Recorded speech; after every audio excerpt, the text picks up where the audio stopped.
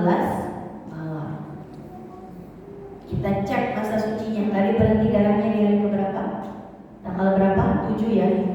8, 9, 10, 11, 12, 13, 14, 15, 16, 17, 18, 19, 20, 21, 22. Tanggal 22 itu udah 15 hari. Ini keluar lagi tadi tanggal 27. Berarti itu adalah haid yang baru. Jadi 1 bulan orang itu bisa mengalami 2 kali haid. Yang penting masa sucinya minimal 15 hari, 15 malam. Nah, adapun durasi masa suci itu tidak terbatas. Ada orang mengalami masa suci sampai bertahun-tahun. Ini contoh orang pramenopause.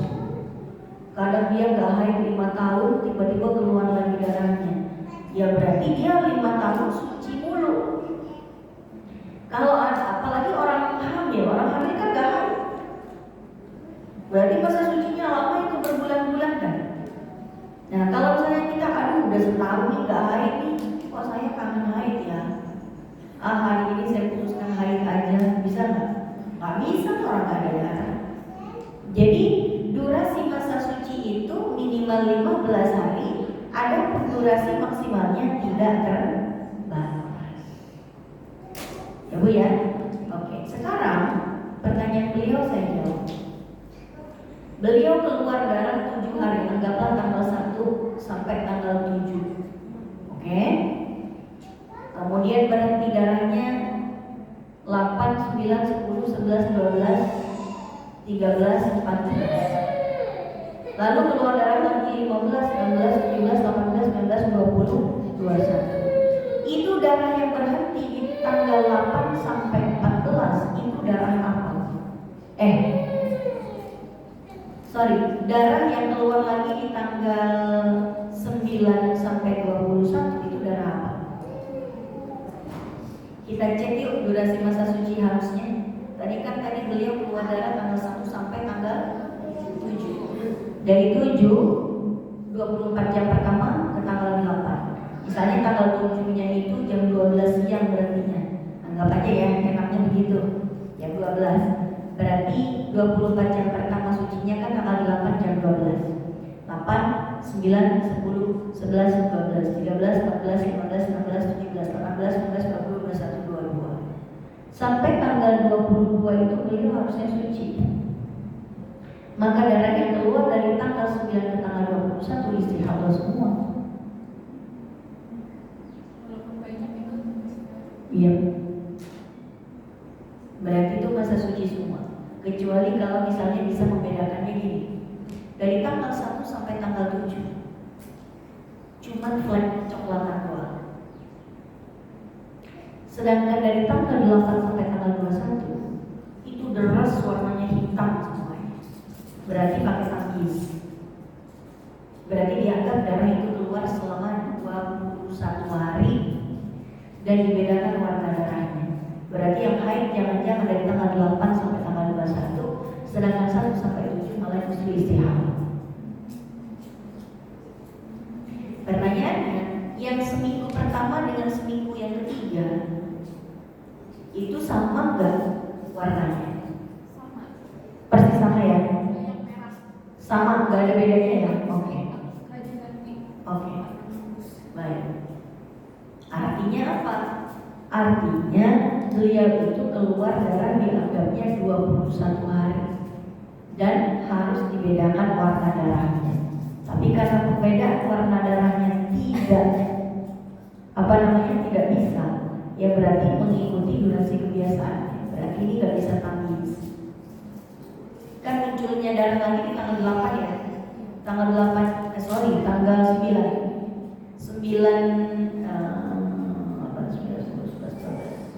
tanggal 13 ke tanggal 14. Kan 7 hari darah semua, terus minggunya lagi. Iya, tanggalnya saya tanya tanggalnya.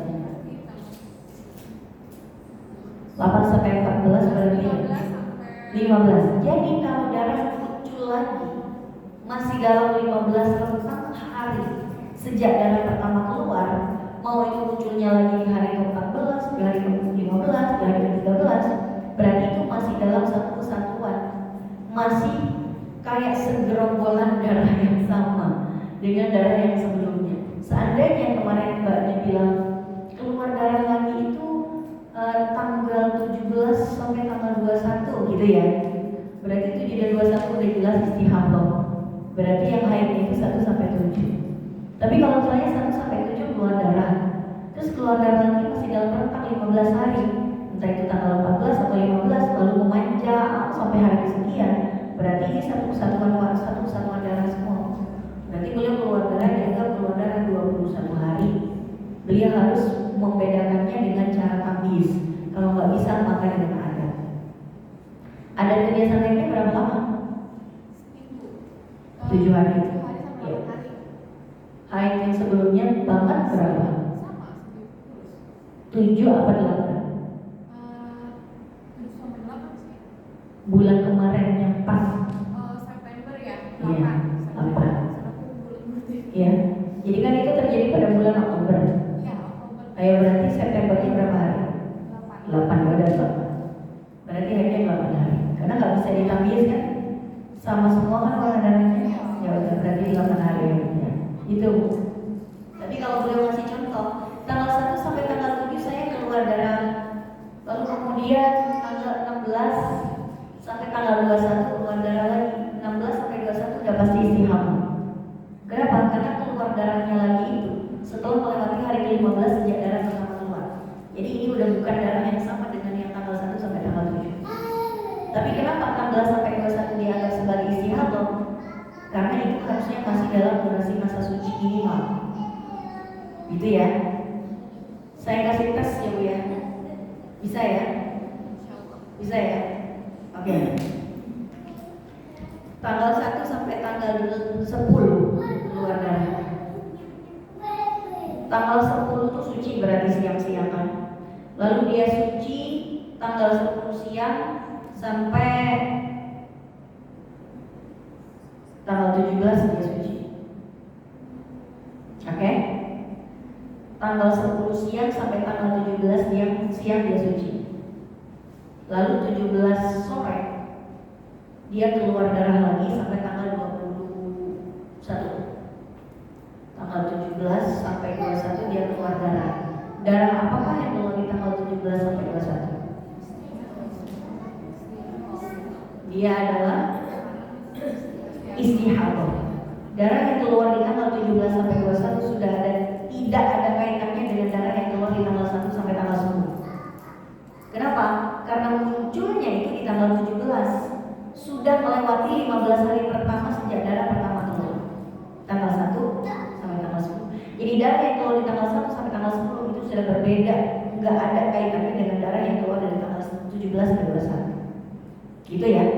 Jadi itu 17 sampai 21 itu istihadah. Oke? Oke. Kenapa istihadah?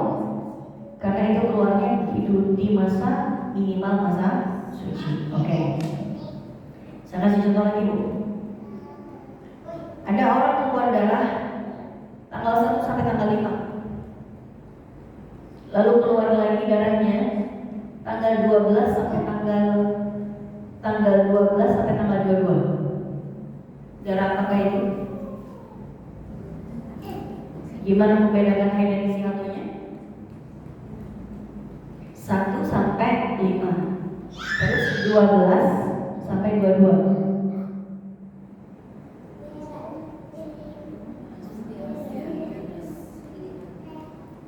Ada yang mau jawab Bu? Tanggal 1 sampai tanggal 5 keluar darah. Tanggal 12 sampai 22 keluar darah lagi. Gimana cara menghukuminya? Angkat tangan Bu yang bisa.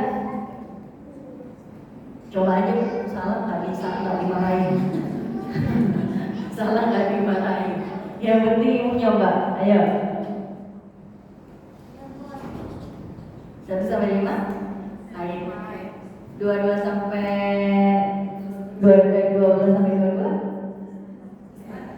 Kenapa istirahat?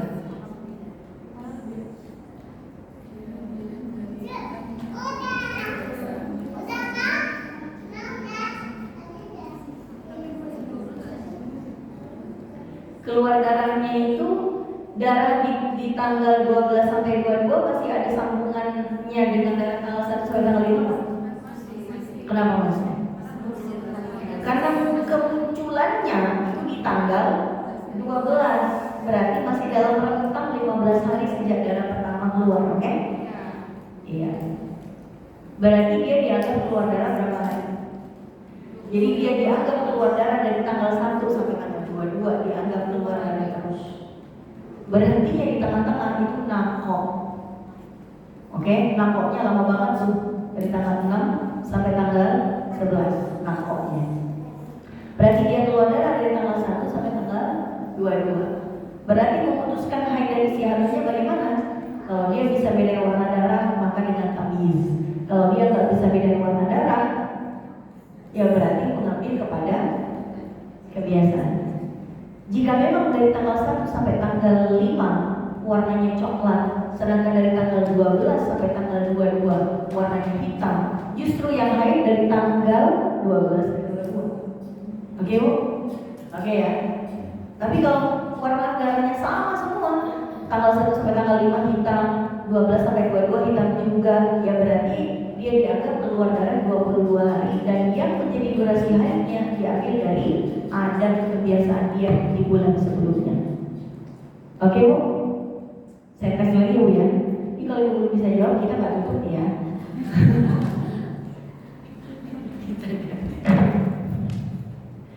Oke Bu. Seseorang keluar darah dari tanggal 1 sampai 10. Keluar darah lagi tanggal 13 sampai 20.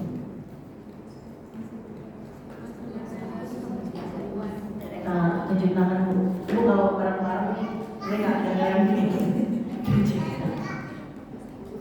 1 sampai 10 keluar darah, 13 sampai 20 keluar darah lagi. Tunjuk tangan, siapa yang mau tunjuk tangan? Ya, silakan. Masih satu kesatuan darah, kenapa dianggap masih? Kenapa darah yang tanggal 13 sampai 20 masih dianggap darah yang sama dengan darah yang sebelumnya? Betul. Berarti cara membedakan haid dan istihadatnya, kalau bisa dibedakan dari warna darah, tapi kalau ternyata sama semua, pakai yang ada. ya, gampang kan Bu? Gampang ya? Oke. Saya tes lagi ya Bu ya. Tapi nanti yang angkat tangan yang selain beliau ya. Keluar darah dari tanggal 1 sampai tanggal 11. Lalu berarti darahnya keluar darah lagi tanggal 14 sampai 18. 1 sampai 11, kemudian 14 sampai 18. Angkat tangan Bu. Ayo. Ayo. Iya, silakan.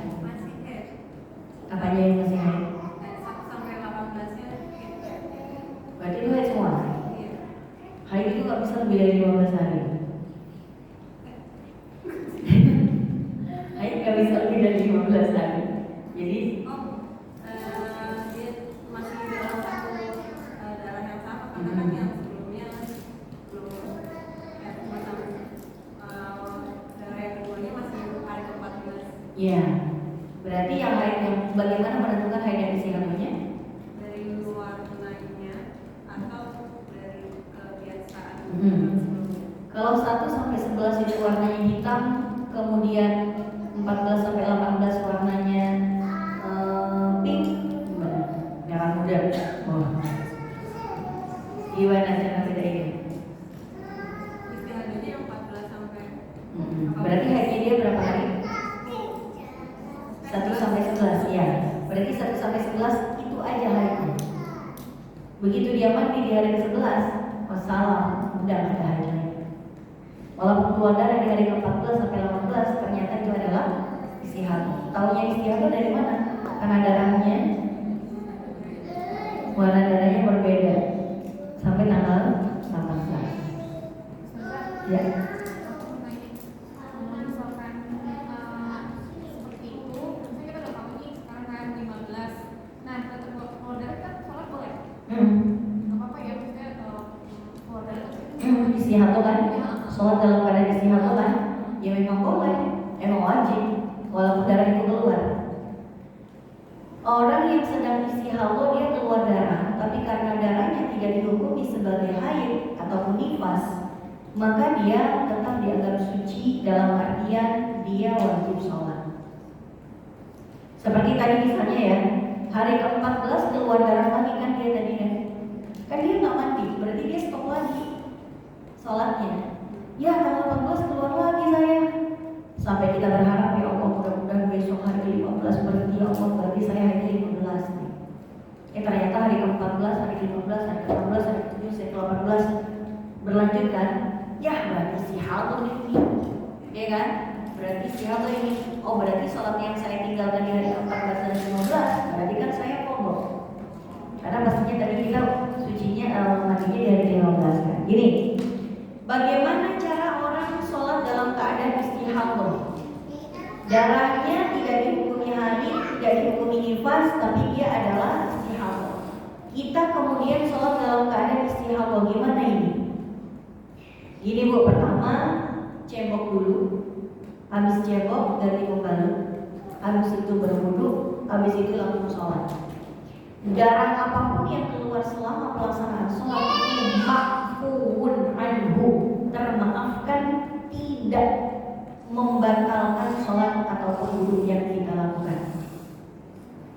Oke ya, seperti orang persis. Jadi orang haid itu sama hukumnya seperti orang yang nggak bisa menahan air kencing, atau pasien yang dipasangin kateter.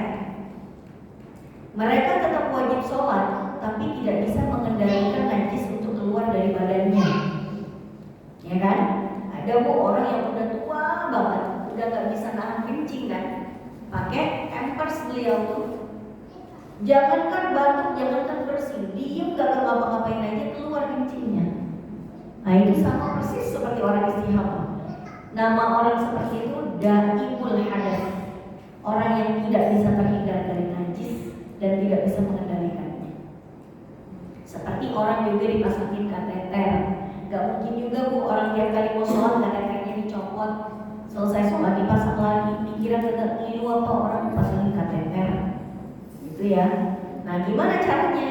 Cara orang daimul hadas itu adalah taqlilun najasah, menyedikitkan najis yang keluar dari badannya. Orang yang pasangin kateter, kantong kan ada selang kateter Bu, ditampung di pouch kantong kencingnya itu yang dikeluarkan dulu kencingnya. Nah baru deh dia wudu dan sholat. Seandainya dia wudu dan sholatnya keluar lagi kencingnya, aman sudah. Karena kalau misalnya dia setiap kali keluar kencingnya, wudu, sholat, keluar, batal. Wudu, sholat, keluar, batal. Sampai lebaran kuda begitu terus. Sama dengan orang istihadah, dia wajib untuk membersihkan diri sebelum sholat. Dia cebok, ganti pembalut, wudu, sholat. Jadi habis berwudu jangan ngeteh dulu, ngerujak dulu, kopi dulu, ngebakso dulu. Jangan keburu banyak lagi dari kencingnya, darahnya.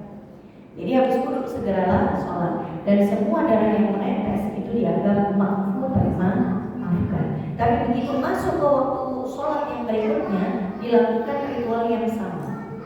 Ganti pembalut, cebok, wudu, sholat.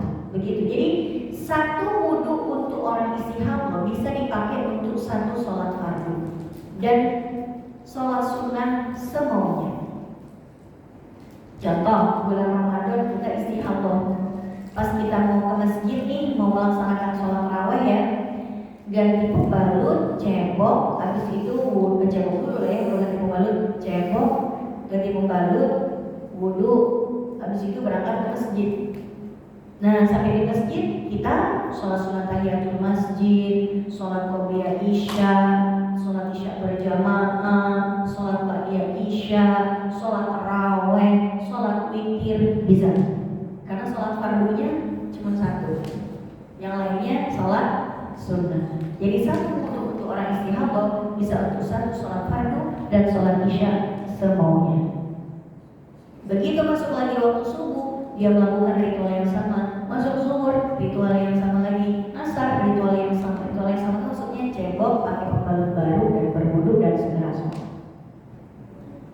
Sampai di sini ada pertanyaan Bu?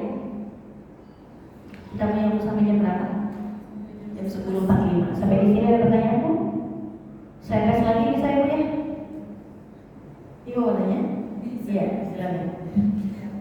Tadi kan kita menentukannya dengan tamis atau adat. Nah itu memang harus konsisten. Misalnya tahun ini kita tentukan secara tamis, bulan depan tamis lagi, atau bisa kadang tamis, kadang adat. Enggak, kalau bisa tamis, nggak boleh langsung adat.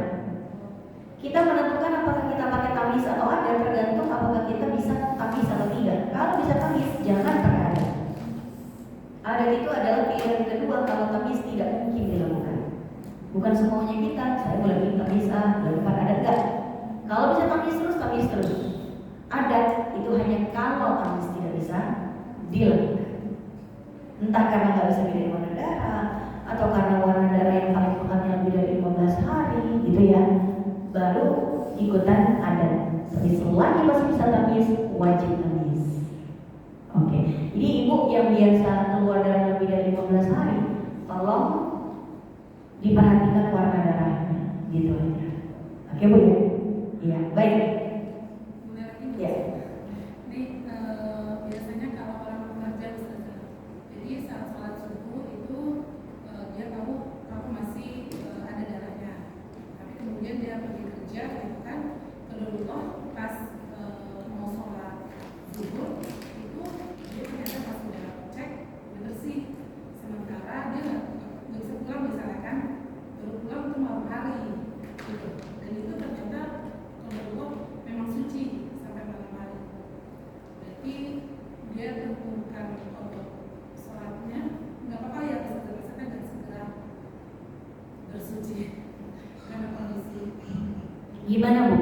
Suci di waktu zuhur, mau sholat zuhur tapi nggak mungkin mandi. Kalau di seberang kantor ibu ada SPBU, bolehlah kita menumpang mandi. Bukan pantun. Kalau misalnya ada tempat buat mandi aja Bu. Tapi nggak mau sabun Bu, mandi perlunya pakai air doang sama handuk, dah, gitu ya. Tapi kalau misalnya di kantor udah tertulis tuh kamar mandi hanya untuk buang air saja, gitu ya. Wudhu pun nggak boleh, gitu kan? Harus di musola. Kalau wudhu di kerannya musola, tidak boleh untuk mandi. Semua tempat, semua air yang ada di kantor ini, di gedung ini tidak boleh untuk mandi. Berarti kan yang punya air tidak mengizinkan kita menggunakan airnya untuk mandi kan? Justru kalau kita paksain mandi, kita mencuri air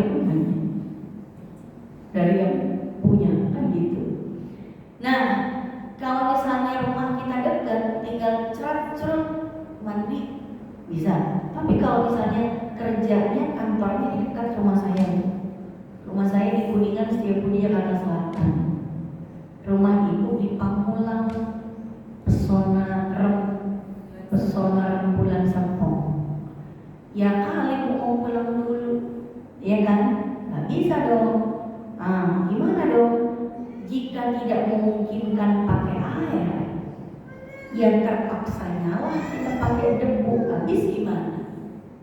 Nggak mungkin kan pada akhirnya kalau kita mau mandi, berarti tayamum. Habis tayamum sholat, habis tayamum wudhu nggak Bu? Ya nggak usah lah, karena tayamum itu bisa menggantikan mandi sekaligus wudhu.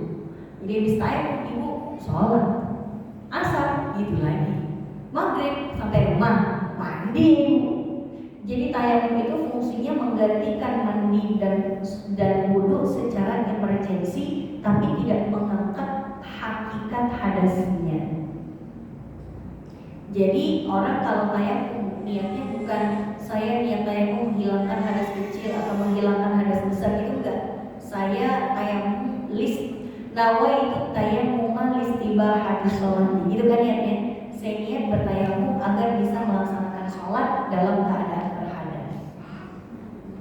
Jadi tayamum, sholat zuhur, tayamum lagi, sholat asar, maghrib. Kalau udah sampai rumah, ya berarti kita mandi kemudian sholat maghrib. Kalau sampai di rumah maghribnya menjelang isya gimana? Ya mandinya jangan lama-lama. Mandinya yang sesingkat-singkatnya, dalam tempo yang sesingkat-singkatnya Bu. Jangan lama-lama. Ini udah Isya mandinya masih pakai luluran dulu, apa dulu, ribet gitu kan? Enggak. Mandi itu yang penting sah dulu, biar sholatnya masih dalam waktu maghrib gitu. Bu, kalau misalnya ibu sampai rumah dari kantor, Isya sekarang jam berapa? Jam 7 pas nggak sih? 7 lewat, bukannya jam 7 pas Bu Isya? 7:11. Oh lewatnya. Jam 7 anggaplah Isya itu jam 7:10. Ibu sampai rumah jam 7:00. Ada waktu 10 menit untuk mandi dan sholat, cukup nggak sih? Cukup kalau dicukupin Bu. Kecuali ibu bongkar tas dulu, naruh makeup di tempatnya dulu, naruh tisu di tempatnya. Begitu sampai di rumah jam 7, masuk mobil ke parkiran rumah kita, udah kita langsung mandi. Mandi berapa lama sih Bu? Jangan lama-lama. Gak usah pakai shampoo, gak usah sikat gigi, gak usah facial wash deh. Bir aja yang penting sah dulu. Jadi mandi besar itu Bu, rukunnya itu cuma 2.